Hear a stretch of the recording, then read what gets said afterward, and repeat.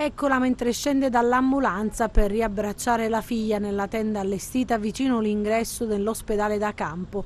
Non possiamo mostrarvi la loro gioia e commozione nel rivedersi dopo 32 giorni, ma siamo certi che da oggi, per la prima paziente dimessa dall'ospedale da campo di Vaiolise a Cosenza, è uno dei giorni più belli della propria vita. Torna a casa dopo 32 giorni di degenza cominciata all'ospedale dell'Annunziata e le emozioni non possono che essere forti. Io dico che sono stata male. Se Dio vuole, Gesù mi ha aiutato e loro mi hanno aiutato tutte, queste eroi, tutte quelle dell'ospedale, dell'esercito, tutte. Non mi hanno lasciato un momento, che mi hanno aiutato veramente tutto. E io ringrazio a tutte. A me mi mancano un po' di forze, se no, grazie a Dio, sto bene. Che emozione ha provato quando ha rivisto sua figlia dopo tanti giorni? Un po' di lacrimuccio che è uscito.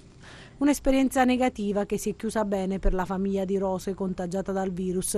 Anche la figlia della paziente conferma il buon lavoro fatto dalla sanità cosentina e militare. Siamo davvero felicissimi, è stato un periodo un po' particolare, però io dico sempre con l'aiuto di Dio ce l'abbiamo fatta.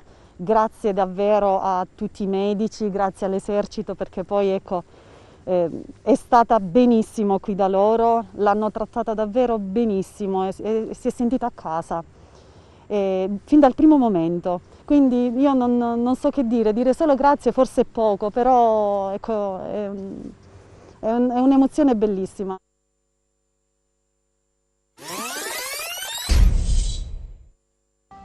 La storia ha il suo lieto fine. Le sirene spiegate dei vigili del fuoco annunciano la vittoria. Lui si chiama Francesco, ha 38 anni e dopo un mese trascorso in ospedale, prima all'Annunziata e poi all'ospedale da campo super attrezzato dei militari, si riprende la sua vita. Dopo quasi un mese riabbraccia la sua famiglia. Ad attenderlo, infatti, trepidanti ed emozionate, la sorella e la moglie di Francesco, che vedono anche loro la luce dopo un periodo di paure e incertezze. È stato un vero e proprio incubo, qualcosa che spero che non succeda a nessuno, perché è stato male lui, siamo stati male noi all'esterno, abbiamo passato i momenti più brutti della nostra vita. Un lungo applauso, così viene accolto Francesco dai suoi fedeli compagni che in questa dura lotta non l'hanno mai lasciato solo. Lui sorride e commosso fa il segno della vittoria. Ce l'ho fatta.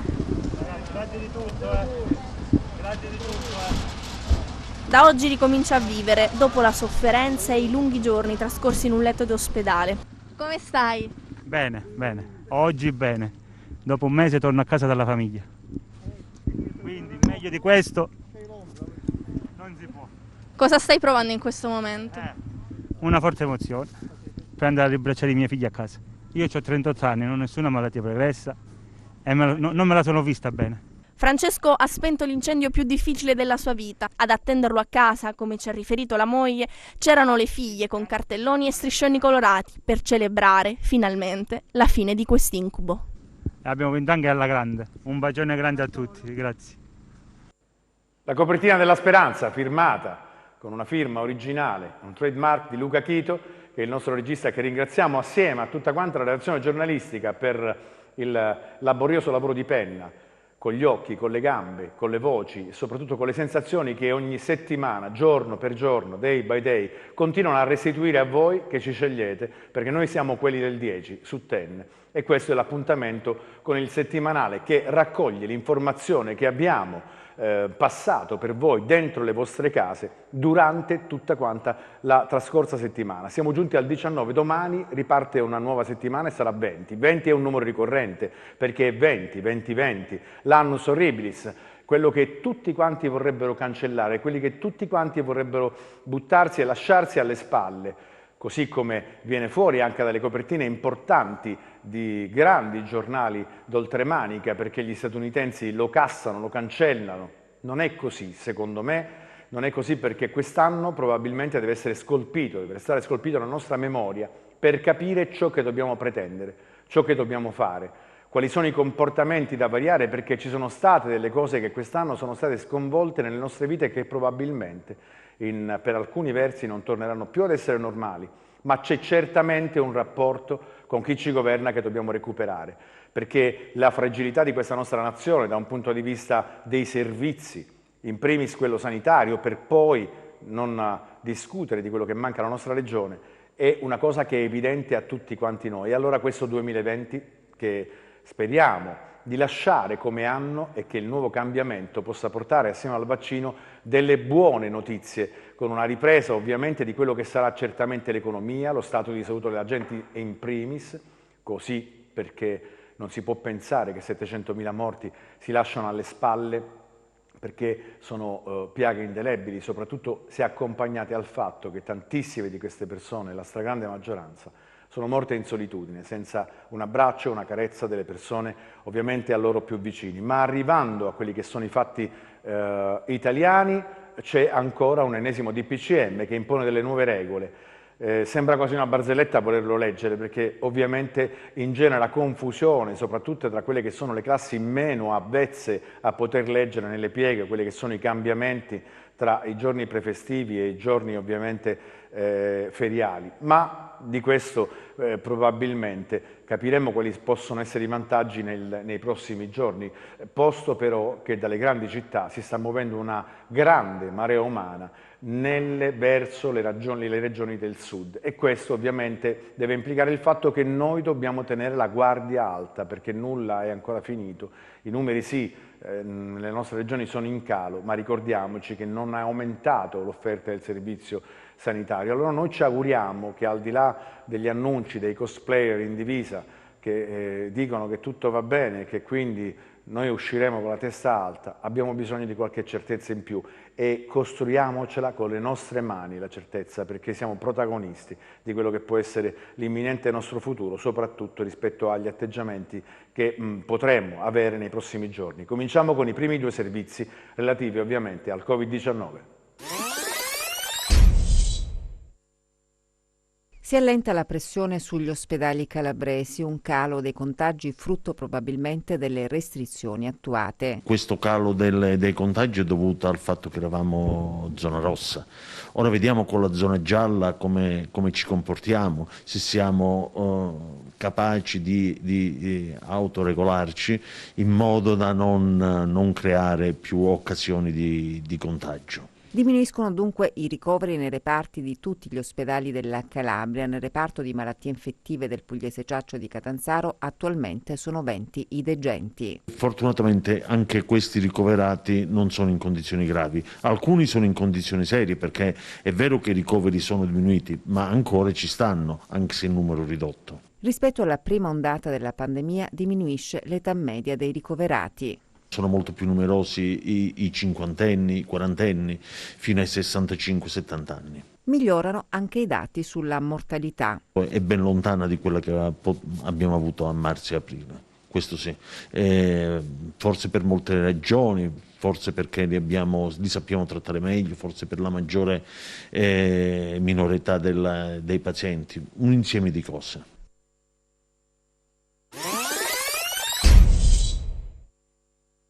Il pronto soccorso dell'Annunziata di Cosenza registra meno accessi in tempo di Covid, ma è un ospedale hub, vuol dire che qui i pazienti arrivano da tutta la Calabria.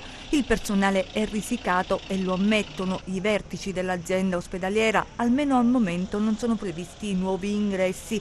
Nessun medico vuole affiancare i colleghi nelle corsie d'emergenza. Un mese fa, ma non di più, sono state avviate tutte le procedure per il reclutamento del personale. Non si è riuscito a trovare nessun medico che partecipasse al cosiddetto avviso pubblico, così come reclutando fra i colleghi nelle liste di coloro che hanno dato disponibilità per l'emergenza Covid, non abbiamo trovato medici disponibili ad occuparsi dell'attività del pronto soccorso. La situazione è davvero drammatica. Quanti sono i medici in servizio? Allo stato attuale sono in servizio 7 medici più il primario, un certo numero di medici, 6 o 7, che svolgono le cosiddette prestazioni aggiuntive, cioè danno una mano a sopperire dei turni carenti, più 5 medici alla gestione della tenda del pre-triage pre-Covid. È chiaro che non sono numeri consoni ad un pronto soccorso come il nostro. Quanti invece dovrebbero essere i sanitari nelle corsie? Riferiamoci al pronto soccorso nello stato ordinario, non in una situazione Covid che prevede 200-250 accessi al giorno. Il numero di medici sarebbe il doppio o anche di più. In un pronto soccorso come il nostro sarebbero necessari non meno di 15 medici. Il futuro però fa ben sperare. Brevissimo sarà espletato il concorso dove finalmente per l'assunzione a tempo indeterminato, dove finalmente un certo numero di candidati si è reso disponibile. Quindi da una parte una prima notizia, un primo servizio che è di carattere positivo relativamente ai contagi, dall'altra però giungiamo in un ospedale hub importante della nostra regione come quello di Cosenza e scopriamo che i numeri del personale necessario a svolgere il quotidiano servizio che un hub deve svolgere sono dimezzati, nella speranza ovviamente, questo è un messaggio rivolto alle istituzioni, che le pratiche possono essere più accelerate il possibile affinché si giunga a una normalità, alla possibilità di far lavorare un pronto soccorso con quelli che sono i criteri di dignità minima e che probabilmente arrivi qualche strumento in più, sia dal punto di vista delle risorse umane che da quello ovviamente delle necessarie risorse tecnologiche. La Calabria merita di essere al passo ovviamente con l'Italia che conta, con l'Italia del centro-nord Italia da un punto di vista sanitario, perché sappiamo che è una delle piaghe più importanti di questa nostra regione. Ancora altri 2 servizi relativi al Covid, questa volta capendo quello che cambia rispetto al nuovo DPCM del governo Conte.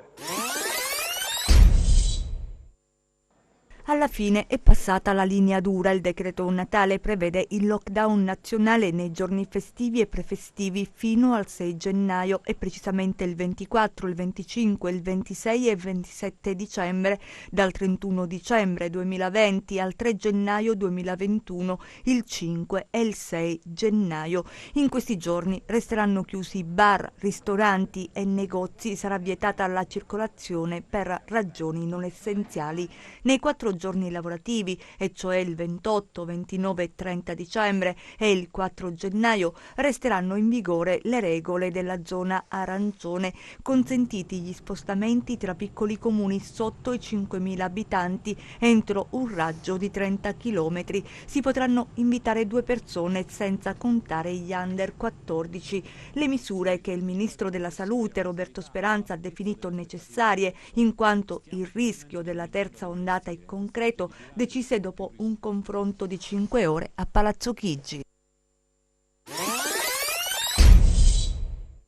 A Natale l'Italia va in lockdown. Non sarà facile per Giuseppe Conte, che da mesi trova ogni occasione per escluderlo, spiegare agli italiani perché il governo giallo-rosso abbia deciso di inasprire le regole e di scrivere in corsa un altro DPCM sostenuto da un decreto legge. Il Presidente del Consiglio aveva parlato di un ritocchino, ma nel braccio di ferro che ha scandito i vertici con i capi delegazione, l'asse rigorista l'ha spuntata, grazie anche all'appoggio delle regioni che temono di veder crollare le strutture sanitarie sotto il peso a gennaio di una terza ondata di contagi. Il benessere mentale in questo momento è messo molto a dura prova, perché comunque abbiamo la testa piena di problemi in realtà da risolvere. Gli italiani dovranno rinunciare ai loro piani per le vacanze di Natale e affrontare un nuovo pesante sacrificio. C'è paura e ovviamente non siamo riusciti ad ammortizzare le spese, ovviamente. Si è fatto qualcosina, però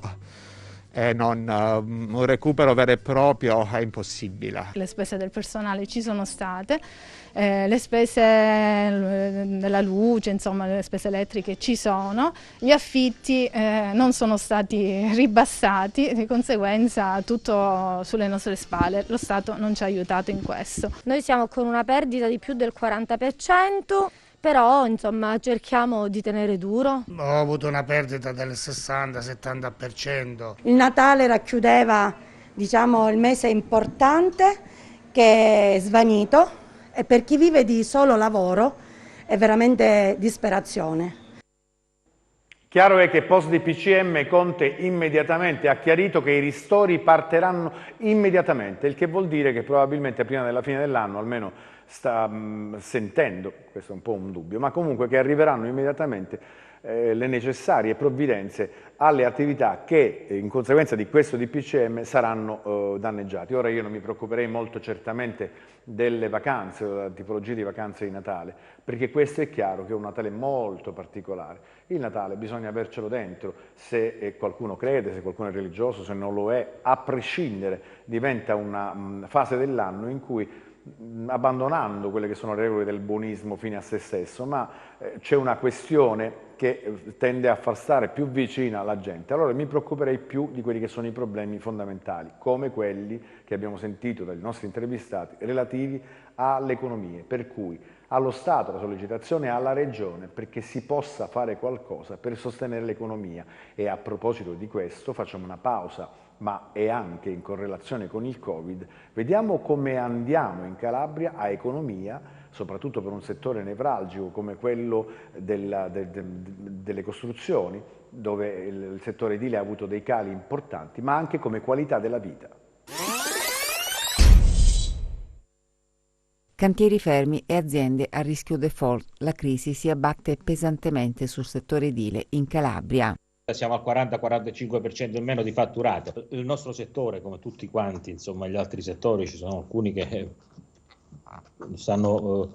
passano un periodo peggiore del nostro, e ha sentito tantissimo della crisi. Lei pensi che dal 13 marzo fino a giugno tutte le nostre aziende sono rimaste chiuse, voglio dire, non abbiamo potuto lavorare, quindi 3 mesi di fatturato, cioè fatturato zero, pensi un po' a quello che può incidere, ma poi per il resto dei mesi successivi, insomma anche ora, pensi un po' che la maggior parte delle amministrazioni pubbliche, la maggior parte delle nostre amministrazioni, delle nostre centrali di committenza stanno lavorando in smart working, e questo per noi diventa difficilissimo anche la partecipazione a una gara, perché già abbiamo una burocrazia purtroppo poco efficace, poco efficiente e devo anche dirlo poco competente, perché noi abbiamo perso nelle nostre amministrazioni, voglio dire, le nostre centrali di committenza, insomma i piccoli comuni, buona parte del personale che si era formato negli altri anni, perché lei pensi tutti gli assunti dalla 285 sono ormai tutti quanti in pensione,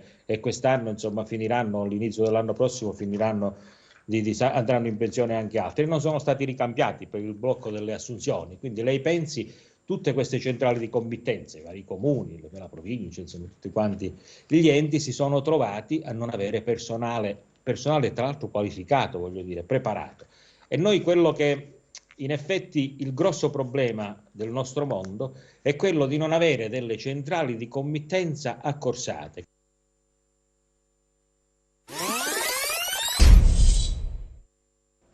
Come misurare la qualità della vita nell'anno della pandemia caratterizzato da contagi, crisi economica e lockdown? L'ultima indagine del Sole 24 Ore sul benessere dei territori parte proprio da questo interrogativo, e così sono stati analizzati 90 indicatori, 25 dei quali dedicati all'impatto del coronavirus su economia e società. E così, mentre sul podio c'è Bologna, Crotone e fanalino di coda, la provincia pitagorica è la 107esima, ma le province calabresi sono tutte in fondo alla classifica, anche se in Calabria brilla solo Cosenza, che si colloca all'86esimo posto e recupera 10 posizioni. La provincia Abruzzo dunque si piazza meglio rispetto alle altre, a seguire Reggio Calabria 95esima, Catanzaro 102esima e Vibo alla 104esima posizione. La pandemia dunque ha impattato in modo differente sui territori. I 90 indicatori sono suddivisi in 6 macrocategorie: ricchezza e consumi, affari e lavoro, ambiente e servizi, demografia e salute, giustizia e sicurezza e cultura e tempo libero. Per misurare l'emergenza sanitaria in corso è stato poi inserito tra i parametri l'indice dei casi Covid rilevati ogni 1000 abitanti, un parametro che si è deciso di pesare doppio proprio per testimoniare come la diffusione dei contagi abbia esercitato una pressione differente sui sistemi sanitari, sulle vite e sulla quotidianità delle persone. Quindi questo è un messaggio chiaro. Vabbè, da una parte l'economia, l'abbiamo visto in un settore nevralgico che è quello dell'edilizia, con cali e perdite del 45%, e questo mi pare abbastanza eloquente come dato.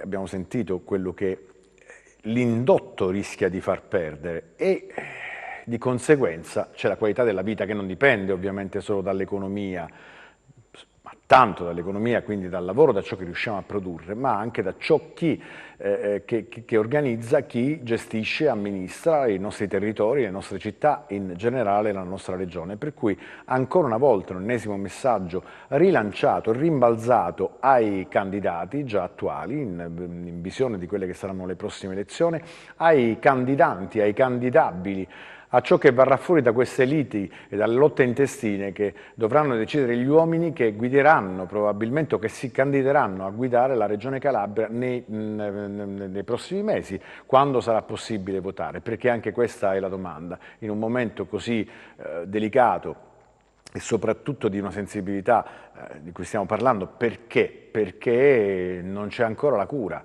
ma gli ultimi 2 servizi sono relativi proprio a quello che potrebbe certamente lenire i problemi relativi al 2020, l'anno della pandemia, perché arriva il vaccino. Ma sentiamo. Nel corso dell'ultimo congresso dei virologi italiani è emerso che il vaccino anti-Covid è efficace e sicuro e salverà il prossimo inverno. A sottolineare questa affermazione è il professor Arnaldo Caruso, presidente della Società di Virologia Italiana, che sentite cosa ci dice. Conferma pieno, perché dal punto di vista pratico è uscita una pubblicazione proprio sull'argomento sulla più prestigiosa rivista internazionale di medicina, il New England Journal of Medicine, che fa vedere come questo vaccino sia innovativo, qualcosa di meraviglioso, quasi da premio Nobel probabilmente per chi lo ha ideato e costruito, e l'efficacia è oltre il 95% e con pochi effetti collaterali che sono tipici di qualunque vaccino, per cui diciamo che al momento un'efficacia talmente alta con un vaccino innovativo che completamente stravolge un po' quella che sono i canoni della vaccinazione fino ad oggi ottenuti, c'è quindi un vaccino più efficace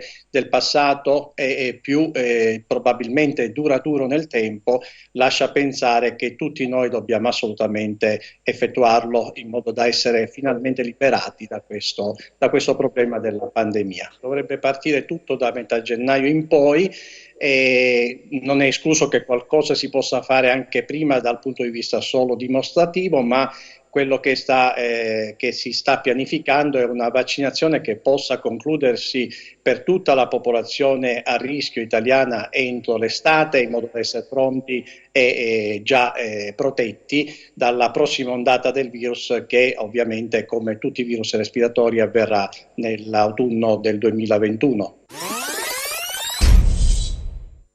Sono circa 15.000 le dosi del vaccino Pfizer destinate alla provincia di Cosenza. La data per l'avvio del piano è il 15 gennaio. Le fiale arriveranno con degli autotreni messi a disposizione dalla stessa azienda produttrice. Individuate le sedi di stoccaggio. In provincia di Cosenza l'Annunziata per l'azienda ospedaliera. L'ASP invece potrà contare su Castrovillari, Rossano, Paola e Aprigliano, dove sono ubicati i frigoriferi per la conservazione del vaccino, refrigeranti la cui temperatura deve essere a meno 80. Il vaccino infatti ha bisogno della catena del freddo. I primi ad essere vaccinati saranno gli operatori sanitari pubblici e quelli delle RSA. Si tratta di circa 10.000 persone nella sola provincia di Cosenza. Si stima che circa 6.500 siano medici e infermieri degli ospedali. Definiti anche i luoghi dove sarà possibile effettuare il vaccino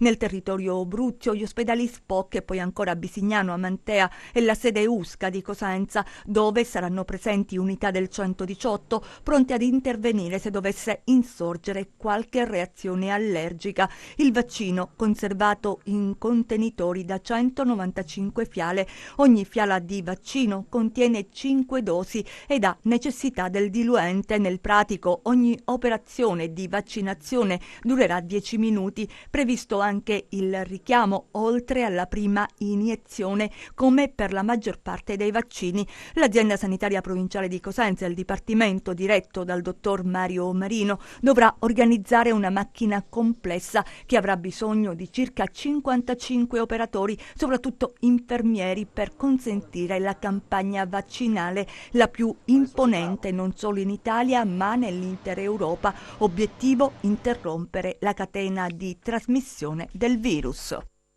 Da una parte quindi le garanzie dal punto di vista medico-scientifico, dall'altra poi quello che sarà il piano di vaccinazione che ci auguriamo possa essere anticipato rispetto alla data che abbiamo pubblicato, addirittura entro la fine di dicembre. Ci sono delle urgenze e poi capiremo perché da lì si proverà a testare quella che è l'organizzazione che è stata già messa in atto dalla Regione. Abbiamo ascoltato negli ultimi giorni le dichiarazioni del facente funzioni che dice che la macchina organizzativa è pronta, prontissima ad affrontare qualsiasi tipo di necessità verrà fuori da quella che è appunto la campagna di vaccinazione che ci auguriamo, ripeto, parta al più presto. Siamo giunti al termine di questo ennesimo numero di Seven, il settimanale che ricapitola quelle che sono le principali notizie trattate dalla redazione giornalistica di TEN. Noi siamo sul 10 del digitale terrestre, questa è la televisione che 24 ore al giorno porta nelle vostre case le informazioni, così come ve la diamo perché sappiamo fare solo questo, con approfondimenti e notizie, sperando ovviamente di tenervi compagnia. Al prossimo numero.